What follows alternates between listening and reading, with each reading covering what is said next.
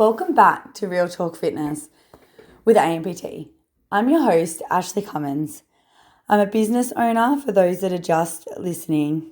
I'm also a busy mum of two very energetic boys, and I also like to train in multiple different aspects, including powerlifting and high rocks. But I'm going to be honest. Today's episode is going to be one of my favorite episodes I've recorded so far. And not just because of what we're talking about, but because of who I'm talking to. I'm joined by Ish, and she's someone I've admired for a long time through the sport of powerlifting. I don't know Ish personally outside of powerlifting, but she's one of those athletes you watch from a distance and you just feel so inspired by. Her strength, the way she carries herself, the consistency, and it's something that really stands out. And I think that's why this conversation means a lot to me. Because she's not just someone who is strong, but she's someone who's earned it. And in today's episode, we're going to hear how it all started.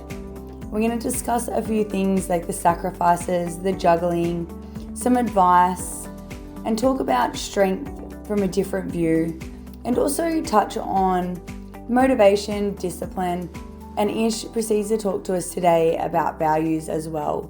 So not only will you take a lot of knowledge away from today's episode, there's a lot of life lessons in there as well. So from starting as a junior athlete to working her way to representing Australia in the early days, to now studying at university, coaching and a high-level training, there's a lot behind the scenes that people don't see. This isn't just about lifting. It isn't just about discipline or mindset. It's about what it actually takes to keep showing up when life's busy or things get hard or when no one's watching. And I'm so grateful that Ish said yes to taking on today's episode. So let's dive in. So thank you for taking the time to jump on the podcast with me, Ish. I'm really looking forward to this. Me too.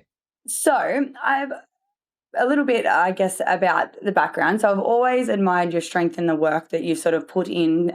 And I feel like it'd be really good for our listeners to hear sort of a little bit more about your journey from a junior athlete to where you are now as a well-established athlete and a very highly known coach. So I guess take us through your journey. Like, where did this all start? Like, when did you pick up a barbell? This is such a good question.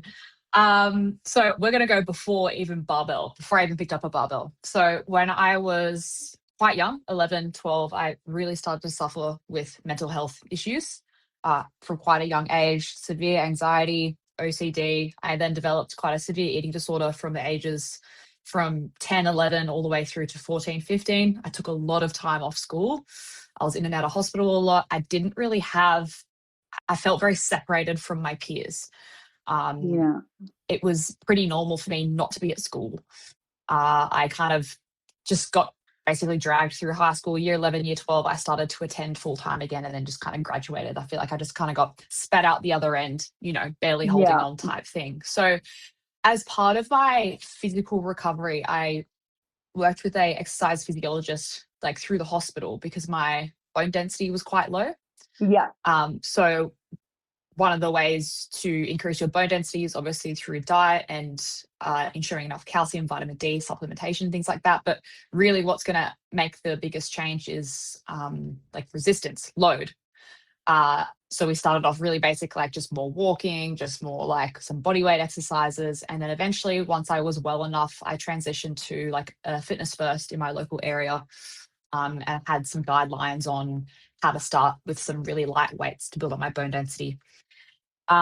Before I got sick, I was really into athletics. Like track and field, like 100 meters, 200 meters, 400 meters. I had a coach for that. And sometimes we'd go into the gym, like we used to train outside. And if it was raining, we'd go into this little school gym and it was just really tiny, but it had a leg press machine. I used to love going on that because I just thought like, wow. And I used to train with these two boys that were in like year 10. And I was like genuinely trying to beat them on the leg press all the time. I've always just been super competitive and it was just for fun. And then, so I'm back in the gym now. I'm 14, 15. I've got a personal trainer helping me out here and there. I've kind of got this plan, but I'm kind of really just left to my own devices, to be honest. And I'm no longer doing athletics at the time. I'm really struggling. And one of the things I look forward to most is going to the gym and being able to just like work on myself and be on my own and just be kind of introverted, I guess, in my own little world. And I, I guess I've always naturally been quite athletic and strong. So that kind of did give me an advantage for that when I was picking up weights and things like that. Sure, I wasn't doing it properly, but I was able to do a decent amount. Yeah. I So there wasn't were completely a bunch fresh. of guys really lovely at the gym that used to hang around the squat racks. There were some powerlifters, like recreational powerlifters, and they kind of like took me under their wing, right? Like they were like, oh, come over here, Ish, like try this, try that. And I just kind of hang out with them. One of them was a PT and he used to just take me through some sessions for free. And I had a lot of people help me out and I had a lot of people look out for me, which I'm just forever grateful for, to be honest. And I'm still in contact with these people today. Yeah. And they used to do little testing deadlift sessions where they would test their own deadlifts. And I specifically remember the day, like one of them taught me how to sumo deadlift, and I hit like a 110 or 105 kilo sumo. No. And I look back at the video, I'm like, oh gosh, that's awful. But like it was horrific. But I was like, oh my God, like I'm achieving something. I Yeah, was like, wow. oh my God, like I can put in like a little bit of work and I get a return on something. Like this is something that I can actually do. Like that's just for me. And so I started just writing my own little programs in my notes app. And I used to do like an insane amount of exercises per session. I was really just going around doing a whole bunch of junk volumes, just trying everything, pushing everything to failure. Like I look back at some of the workouts I wrote myself, absolutely nuts. Because I had no idea what I was doing, obviously. And one of them convinced me to sign up to a APL comp that was at a local gym. And APL is Australian Powerlifting League, which is one of the federations in Australia. So back in 2018, they were pretty small Yeah. federation. The guy that ran at the time, absolutely lovely. He came down and was roughing at this comp. I didn't have a suit. I did not have a belt. I did not have sleeves. I was wearing Converse from Kmart, and I had a few people just help me out. I had a really basic program written for me for free, and I just jumped in on the day, and I had just such an incredible day. And it was a very small meet, maybe 20, 30 lifters at the most. And I just remember like getting emotional every time I lifted because it just felt like a big, like, fuck you to my illness that I had for so many Yeah. years and struggled with mental health. I felt like I really burst through this layer into this like new life. I was like, oh my God, like I'm doing something new. This is the first time I've done something new since I could remember it. I felt like I was a kid again, like trying something new and being excited about. Um, and John, the president of APL at the time, approached me and was like, awesome lifting today. Like you've got a lot of potential. And he basically offered me a like a sponsorship on the spot Yeah, because they were wow. really trying to grow the sport. So I was 16 at the time, and they were really trying to grow the sport. And he did such an incredible job. He took me and a few other junior lifters into this junior squad development program. He kitted me out with a belt, which was, worth over $400, a suit, sleeves, everything I could possibly need. Got me in contact with, his team. I got set up with a coach, who I still like train with today. She's not my coach anymore, but Jess is like someone really pivotal to me early on in my journey. She really took me under her wing as well, and she was like starting out as a coach as well at the time in powerlifting, so it kind of worked both ways. And I ended up going to nationals, which was at the time in a little PCYC in Ashmore in Queensland, and it was tiny.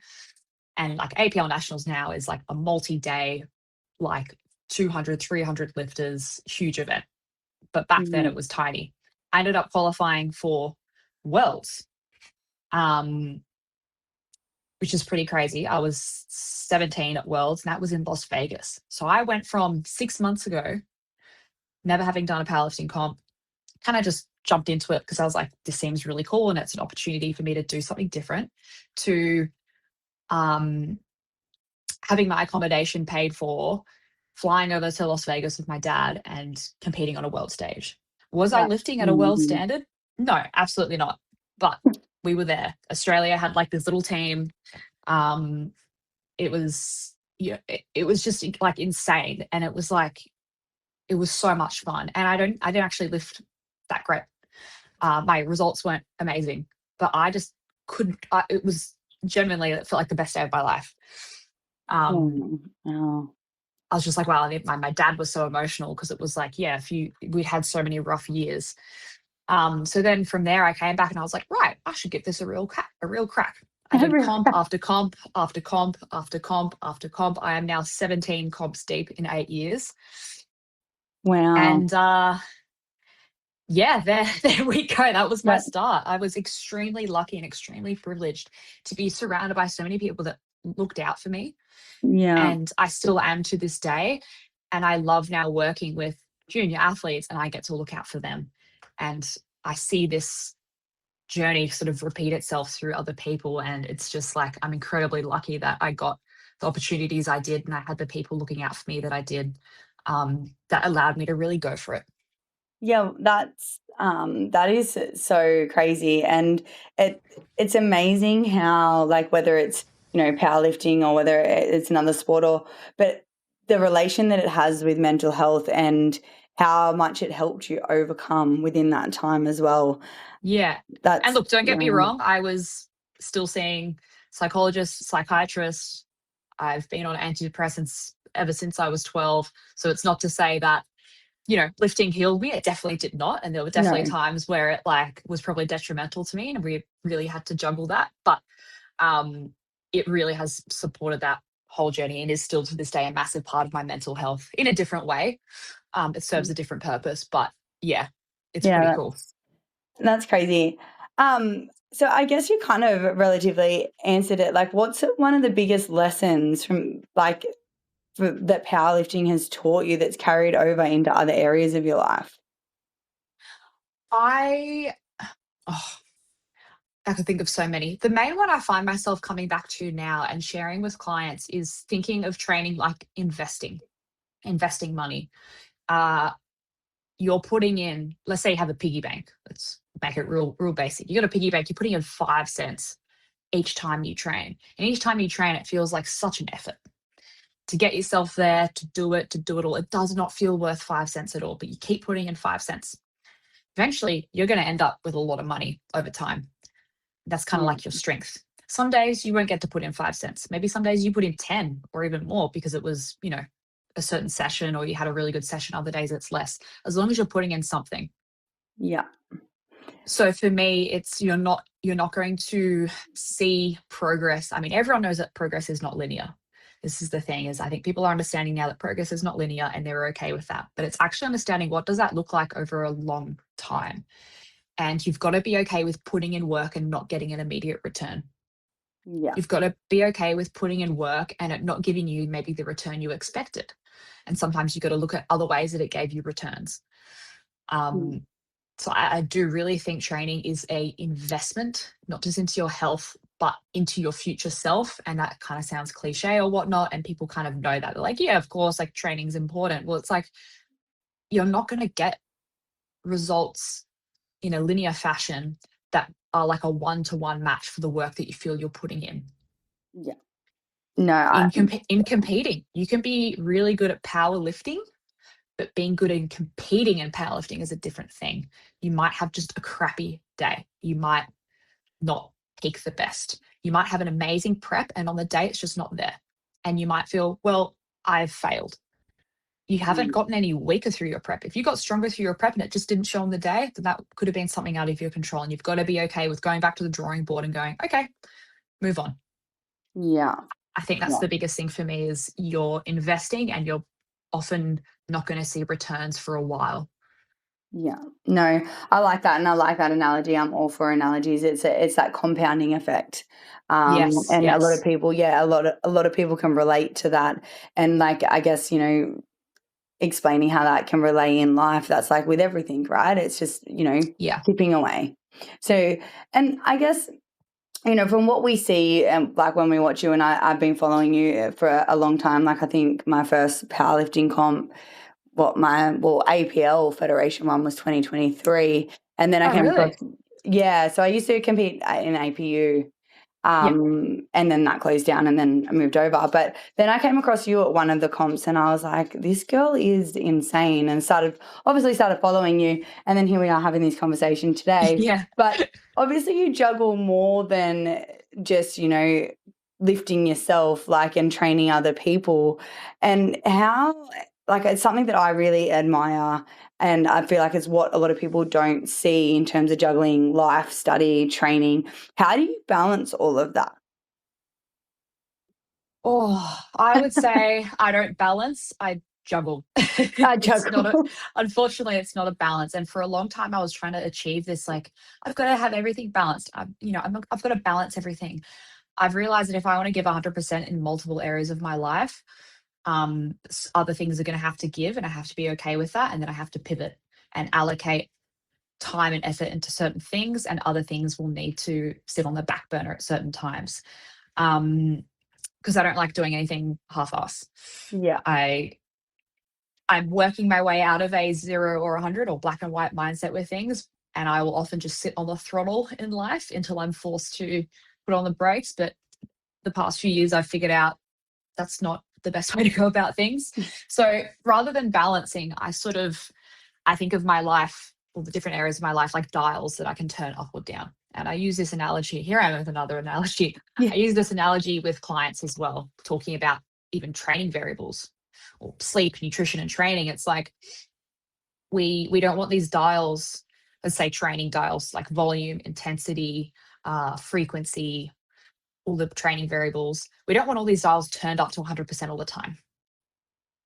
Yeah. If we turn one dial down, we can turn the other one up. Same thing with life. It's like I can't have all my dials turned up. I can't have my work just like 100% and expect training to be at 100%, and then my social life to be 100%, and you need 100%. I cannot have all those dials on at one time. I need to turn some down to turn some up, not turn them off, turn some down, turn some off. So that might look like, for me at the moment, uh, uni has been really intense for me. I'm doing a Bachelor of Nutrition Science. I've just dropped to, well, I'm still full time this semester, but I am dropping to part time. And when I started my degree, my work was also really ramping up. So I started my degree as a mature age student. I'd already done a diploma before then as well. So I was, I knew what study was going to be like. And I decided that I was going to be okay with getting marks that weren't amazing, but were enough in order to prioritize my business and my training. So I told myself I need to be okay with marks that aren't so great. And so leading up to this comp that I just did last weekend, uni took a hit, and I had to sort of be okay with that. And rather than beat myself up about it and be like, oh my God, I'm behind, I'm not studying at the capacity I want to, I had turned the dial up all the way on training into this comp and work. So I was okay with uni taking a little bit of the back seat. Now, comp's done. I'm going to turn the dial back up on uni, and the work dial stays pretty consistent. I don't like to turn that one down or up so much, because I like to really deliver a pretty consistent service and continue on the trajectory I'm on. But I would say that's my way of juggling things, is pretty much like setting expectations um, Yeah. on the capacity that I do have, and being okay with putting some things on the back burner while other things take the front seat, if that makes sense. Yeah, no, 100% that makes sense. And I think for anybody that's listening to today's podcast, that analogy in itself, I'm a very visual person. So as you've been talking about that, like in my mind, I can see all these dials, all these I've dials. got my But hands in front of me turning yeah, tiles. yeah. But I feel like a lot of people can take like what you've just said then, for someone that is so successful in, like, what we see, but then how you mentally manage that. And that analogy they can take into their own life and go, that the only expectations you place on yourself are the ones from you. So you Yeah. have that control to be able to, turn them down, turn them up, and that is also okay. Yeah, I Um, think that people maybe look at my life, go, like, a lot of people say, like, how do you do all that? It's like, what you're seeing is also, you're not seeing what I'm not doing. And I will say that, like, honestly, I used to be a lot more social, like outside of work, but right now my social life is work. I've got friends through work, like clients aside. I've got co-workers. I've got a big like work is extremely social for me because most of my work is in person. Yeah. I'm there 5 days a week coaching in person. So for me, that's like enough. And I'm okay with that. And I'm okay with looking at other 23, 24-year-olds, seeing them travel and do all these big varieties of activities. But I know that like they're looking at me going, "Fuck, I wish I was working that much, or I wish I was studying, or I wish I was in the thick of it and doing what she's doing." But I'm looking at them going, God, like I'm missing out, aren't I? Yeah. And the past sort of 6 months, I've been talking to a few friends um, in and out of my work in different environments. I've still got friends from high school that I'm pretty close with, and they're off doing completely different things to me. It's the same thing. They're looking at me going like, God, like I'm just working in hospitality. I hate my job. And I'm like, yeah, but you're getting to experience all these other things. So the grass is always greener. So I think what people might not see is that I actually have a pretty quiet social life, and it's always been like that for me. Um, I really like to just put my head down and bury it in things that I'm interested in. And I've Yeah. got the most amazing, beautiful, supportive partner as well, who's deep in his studies and starting his career in academia as well. So like we're very much aligned on that. And I've sort of accepted that that's okay. Like it's my social health is fine. I used to really think like, damn, should I be more social? But I've Mm. accepted that I really enjoy what I'm doing and that's enough for me. And it's also not permanent. There'll be times where, my work setup will be different, or I'll be finished uni and have more time for these things. So whilst you might be thinking, wow, she's killing it, I'm also on the other side doubting it, going, is this okay? Should I be doing something else? Yeah.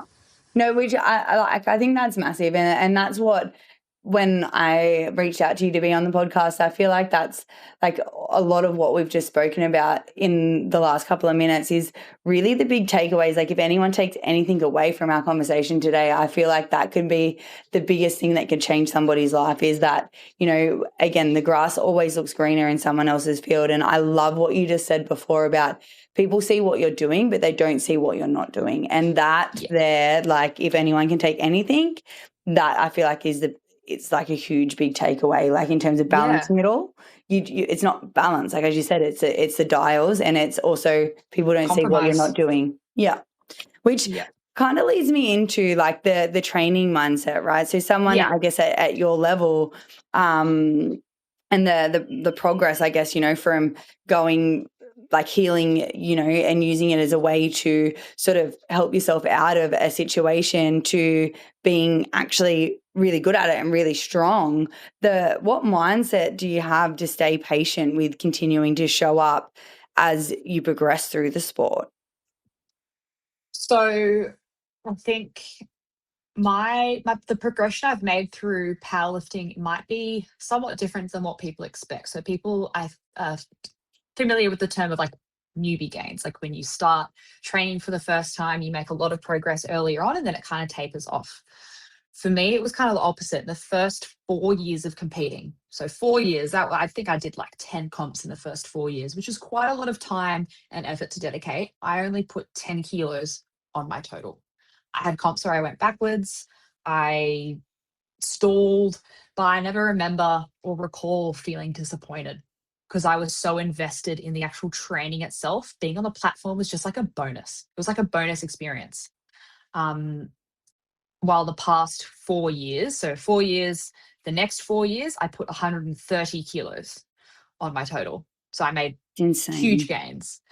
So if you average that out, that's 16, it should be 16 kilos on my total a year, but the first 4 years, it was basically nothing.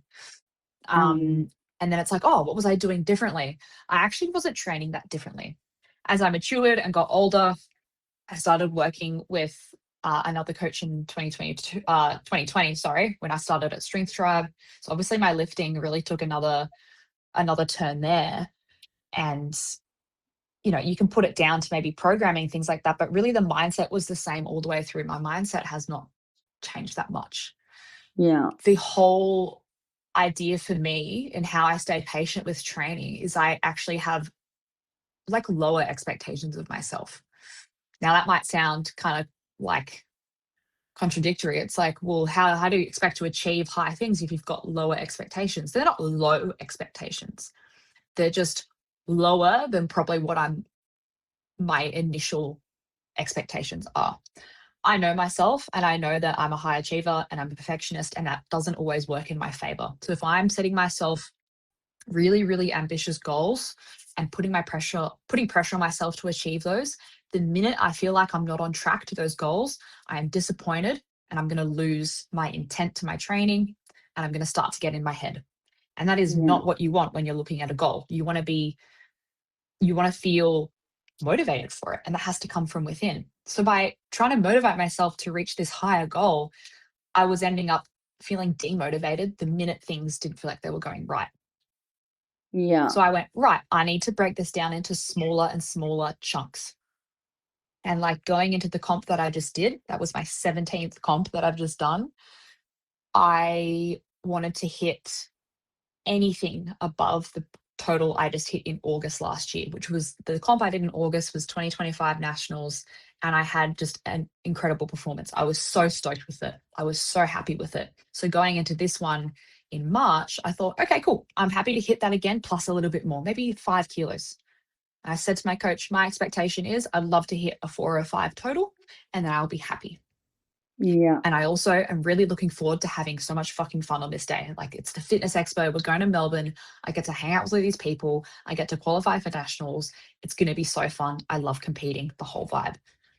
I achieved that. And then I ended up getting a 412.5 kilo total. I massively exceeded my expectations of what I could do. And I had the perfect 9 for 9 day. Yeah. Wow. That, yes. People, Yeah. it's like, because my intention was to have fun, I didn't even pressure myself in prep. And I remember talking to people in the gym, like, how's your prep going? How are you feeling? And it was like, I'm feeling really good because I'm so excited for this comp. And when I had crappy sessions, like crappy, they weren't that crappy, they were just average sessions. I was like, cool, whatever. Like, I just show up the next day. Well, if I was like, hey, look, I need to hit this 415 total, I'm expecting to add 5 kilos to this lift, 5 kilos to this lift, I need to improve on XYZ. And then the minute I feel like a session I do doesn't align with that, I'm going to feel like that session was a failure. Yeah. Because it's not matching up with this really set in stone goal I have. My goal was to improve, and I had a rough number. It's good to be specific, but that number was like, if I hit that, I'm happy. Yeah. No, and that kind of takes you back to like what we spoke about at the beginning of the podcast, right? Yeah. You're still investing. You're still compounding. It doesn't just because Progress is progress. exactly. I was like, and then because of that mindset, and this has happened to me before, I've set lower expectations, I've exceeded them, and then been even more stoked. And then that further drives my training because I'm so bloody stoked. Yeah. It's like, if you keep raising the bar, you'll never meet it. Yeah, no, 100%. That's actually funny. It brings me to one of the podcasts that I first ever made is the hamster wheel. I'll be happy when. Literally, and it was just like you're that never applies happy. in so many aspects. And just because you're a high level athlete or high level businesswoman or whatever adventure it is, if you're on a hamster wheel, eventually you'll be just tired and you have to get off because you can never you Yeah, keep moving the bar forward. And yeah, it's just like, it does not work with human psychology, but we're also wired in a way to keep ourselves perpetually going. yeah, So it's part of it is being self-aware. Like, I have clients that do need to be pushed more. They do need a bit of pressure. While I have clients that are similar to me in the way that less pressure actually works best. Less external pressure because the internal pressure is already high. yeah. No, 100%. And I feel like, I guess again, I'm going back to, from what people visually see. And I love some of the raw stuff that you do post. And if anyone's listening, please make sure you go and follow Ish. She's amazing to watch. But I feel like, that mindset, and people are like, oh, you just must be motivated all the time. And I was like, motivation, I hate that word motivation because it's, you're not. It's just that, as you said, that mindset, that self-awareness, getting to know who you truly are and what works for you is finding out what your mindset. Yeah. Like, yeah. My point on motivation is people, and I agree with this, that it's discipline over motivation, right? Like, I think we Yeah. can agree that it's discipline is better than motivation because discipline is something you can control or create. Yeah. And that Motivation compounding, can like go. going Yeah. back to that piggy bank. Yeah. But my further point to that is it's values over discipline. Yes, I love that. Because if you value something, everyone has values that are pretty ingrained in them. Let's think of like a really basic value. Let's just say doing, no harm to others, or honesty, or not Yeah. stealing, or you value, um, speaking up for those who are compromised or minorities. Like they're things that you don't act against. They Mm, come second nature, and you act these things out every day. Say yeah. you value being loyal to your partner. It doesn't take effort to do that. Yeah. So if you value your health, if you value showing up and training, if you value, you know, getting a little bit uncomfortable for long-term gain. So that's what training really is. It's being okay with being uncomfortable for a long-term gain. If you value healthy eating, if you value, you could go on and on about what you value, but Yeah. they're like pillars in your life. You don't have to decide if you do them or not. They're part of who you are. Yeah. That will then drive the discipline, because it's like, well, I don't really feel like doing it today. It's like, okay, well, what are my values? My Yeah. values are looking after myself and putting myself first to be, the best person for my partner or for my kids. Yeah. Boom. You've got your reason. You don't need any more reason than that. You don't need a reason. It's literally just what you do and who you are. And if you're not physically able to that day train, you're still going to live your day in alignment with those values. You're going to take care of your health. You're going to have those underlying values. So it's not like you're forced to go train when maybe you shouldn't, like you're sick or you're injured or things get in the way, but you're still able to live out your values. Yeah, no, 100%. I feel like definitely, and I've like that just goes to show like so how much self-awareness comes, and I feel like training your body can also teach you so much about yourself Yes, as 100%. well. You start to really find little pockets of yourself and your identity that you're like, oh, that's interesting. And you start to sort of observe yourself, not in a judgmental way, but more in a curious way. Like, oh, I noticed that I really dislike these certain exercises because I feel like I can't do them properly. Am Yeah. I judging myself, or is it just an area that I'm trying to improve on? It's little things like that. Yeah, 100%. And I really love how you've explained that the values and discipline, because I've always had this theory is that, like, if I watch somebody for 24 hours and what they do and where they spend their time, you can find a lot about what they value. Yes, yes. And and what they value is generally who, like, as you said before, is who they become. And then when they try to add things that go against that, we get like that bit of pull and tug. And Yeah. yeah, no, I really like that, and I love your analogies because I use analogies all the time. So these are just great. I do want to get your opinion though, like from like a higher level coach, and in terms of, we've spoken about like in terms of your first 4 years, only putting 10 kilos on your total, and 130 in the next 4 years. What's your opinion? So I feel like I've come across a lot of people, or like people that do lift, and they get super excited about the weight that's on the barbell. And then I have some people that, get super like upset that, their weight isn't so high on the barbell, which brings me to getting your opinions and views. And again, like I feel like a lot of people that are listening that are, wanting to get stronger, even if it isn't for a powerlifting sport, but understanding like absolute strength versus relative strength, because I feel that yes, it's great to have big numbers on the barbell and it makes you feel good, but I feel like it's understanding that relative, because everybody's different. Everybody's size is different. Mm, Like, to some extent, like genetics are yeah. a thing as well. So Massive. Yeah. yeah. So what's your opinion on absolute strength versus relative strength being so involved in that, the powerlifting side of Yeah. things? Okay. So there's absolute strength, which is just literally the number on the bar. Let's just take a 100 kilo deadlift. And someone says, I could deadlift 100 kilos. Their absolute strength is 100 kilos. Now there's relative strength. And on paper, the definition of relative strength is like the load in relation to your body weight. So someone lifting 100 kilos and they're 90 kilos doesn't tell us much. But someone like, say, we don't know what the person weighed, they lift 100 kilos. Cool, they lifted 100 kilos. Oh, but they weighed 90 versus someone who weighs 50. well, it's kind of obvious who technically is stronger pound for pound. It's the smaller person. Yeah. But my other way of thinking of relative strength is also relative to the person and where they're at.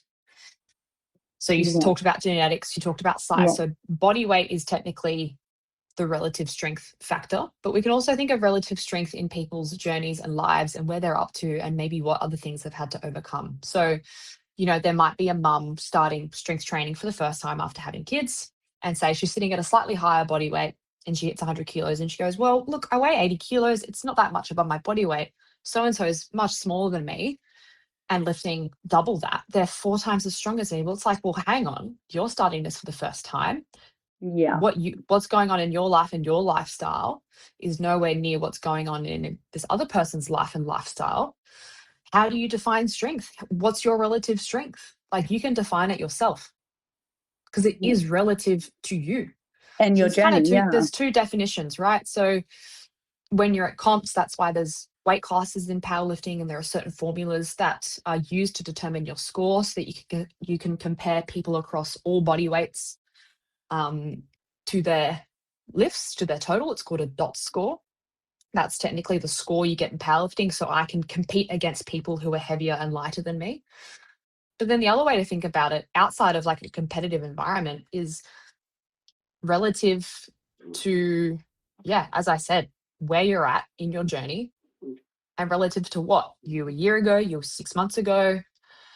The other way, and the other reason I like to talk about relative strength with clients is if they're, say, going through some body recomp, so losing some body weight, but their numbers are staying the same.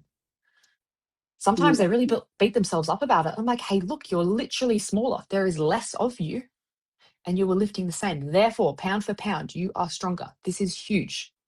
Yeah. And so sometimes it's getting away from just one number. It's like scale weight. Scale weight doesn't mean a lot on its own. It can tell us a few things, but we get more meaning by looking at photos and body measurements and actually looking at your body composition. Yeah. It's similar like that. Yeah. Which I love how you explained that, especially to anyone that's just listening, that's just generally wants to get stronger or has a, interest in powerlifting, is because I feel like the way you even explained how relatively strength is used in the sport, which is why I personally like powerlifting so much, because you can be competitive, but it's all different people, and exactly. shapes and sizes. And I feel like I love also how you added there how it's relatively to the person's journey, because I guess as you mature as an athlete or somebody that's just training generally in the gym, you build a bigger engine, your pain threshold changes, your RPE, your RPE of 7 compared to mine, for example, is totally different because, like the levels that we train on. So I feel like the way you've explained that again, I feel like there's another huge takeaway from today's phone call, if like anyone is actually listening to the podcast, is that, relative strength is important and absolute strength is just that.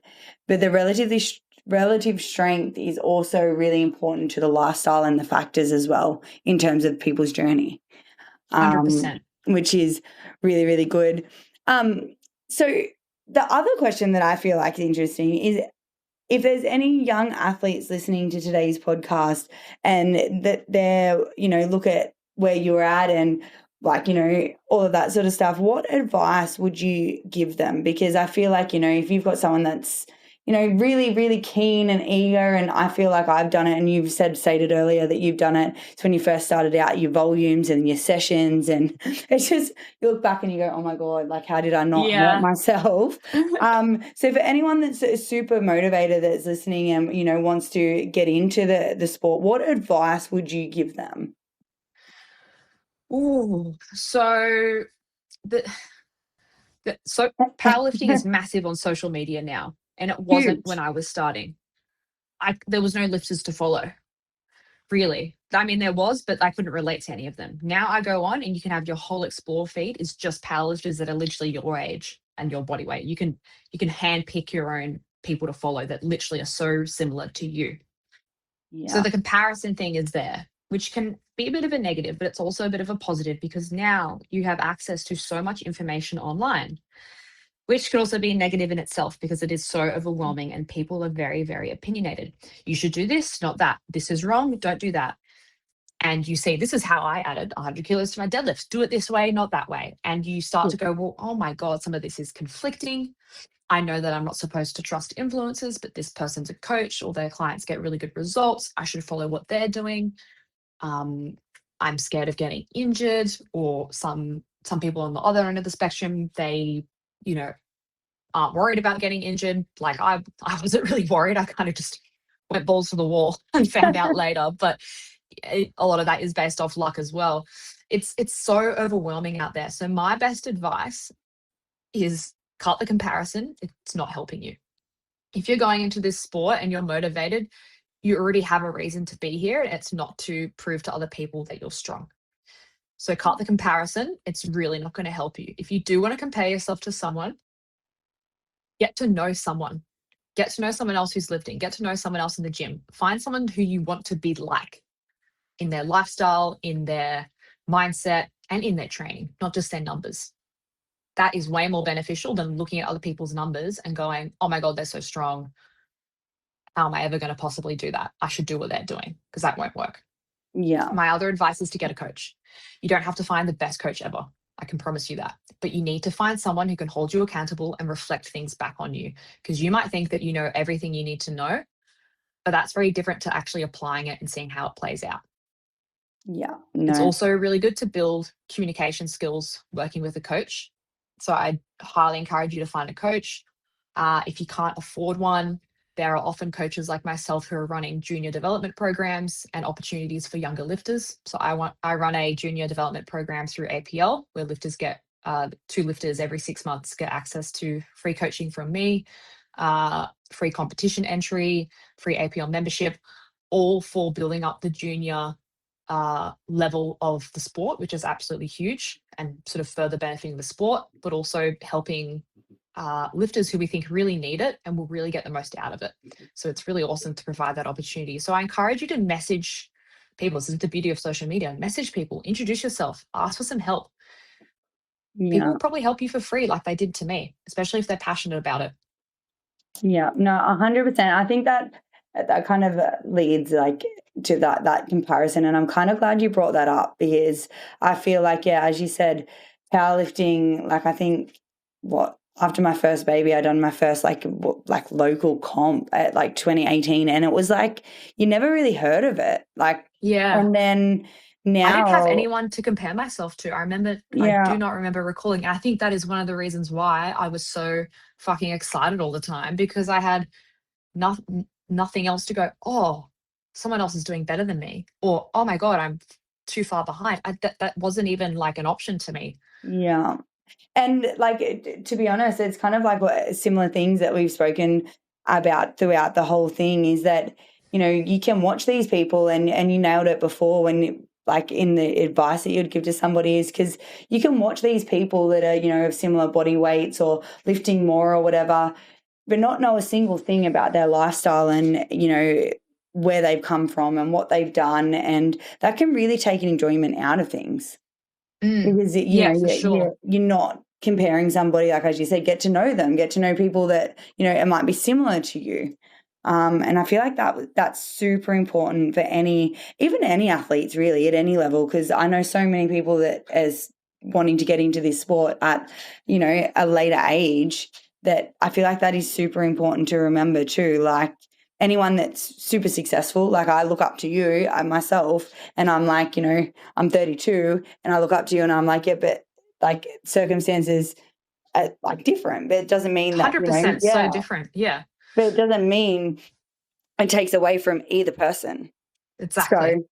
So, but I guess I feel like we've covered everything, and I feel like I could just keep asking questions after questions, because it's so much I relate to, and I love it all. Even just how your journey started. I feel like everyone can take so many life lessons from today's podcast that will help them just become happier with them and enjoy exercise, whether it is lifting heavy, whether it is competing on stage, or just moving your body and understand it a little bit better.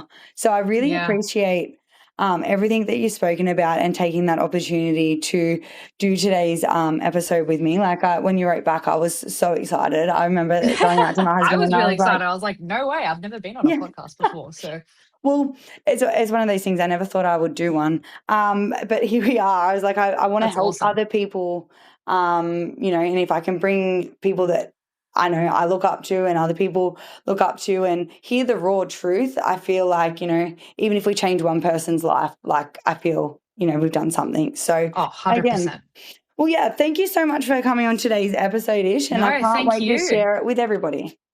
Amazing. I'm keen as well. Wow, what an amazing conversation. This episode honestly had so many moments that have stuck with me. One thing that really stood out was the way that Ish spoke today about life almost like a set of dials.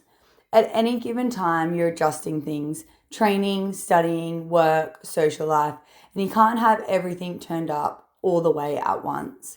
So if there's anything that you take away from today's episode, is look at your life like dials and that you can't expect to be 100% at everything at all times. Doesn't mean you need to turn them off.